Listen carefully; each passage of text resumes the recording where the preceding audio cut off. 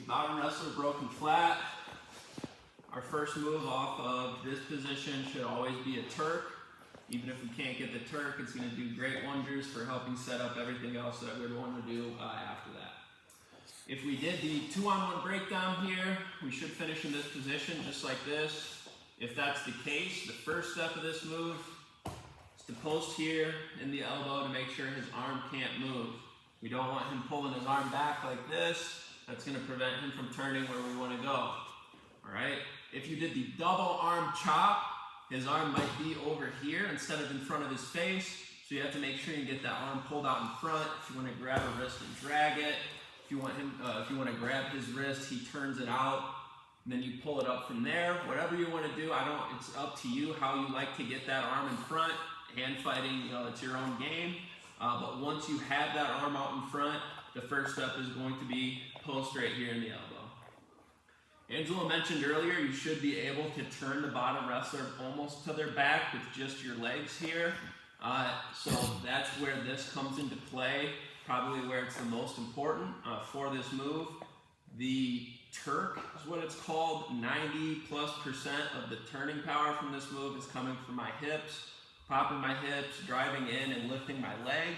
And that crossface there at the end is just going to be to turn him the last little bit, and also make sure that I'm holding on to the upper half of his body so he can't just roll back up. All right, so I'm going to come up off my hips a little bit, drive down in, and at the same time, lift my legs up. That's going to turn his hips just like this. One of the biggest mistakes that we see people make from here is they fall to their own hip though. We do this Turk here and we fall to our own hip. Now I don't have anything stopping him from rolling back into me. He's going to end up rolling through on top. He's going to get a reversal. So we need to make sure once we pop our hips and his hips are turning, we slide this left knee out. We always want to keep our butt facing towards the ceiling, back arched, with our knees wide, and we're pulling back tight on our hamstrings. Feet should still be heel-toe. I've got this cross face here, sort of holding his head like it's a football, like I'm a running back carrying a football. Got it tucked in tight to the side of my chest here. And from this position, we're pulsing out wide, knee and hand. That's going to prevent him from rolling into us. We're going to drive our weight down into him, just like this. Our weight's on top of him, and we're driving off of those posts to make sure that we keep them on their back here.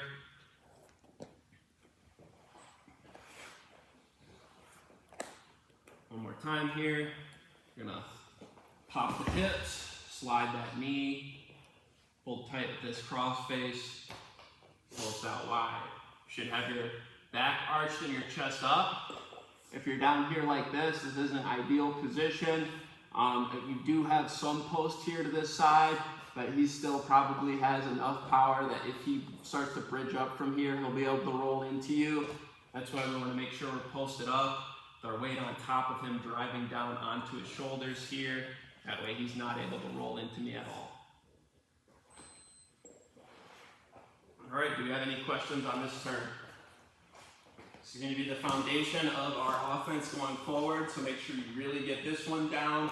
Not only is this move going to be the first move we do off the whistle, or off that position rather, but it's also going to be the first move that we look to anytime we're going to get back-to-back near fall almost every time.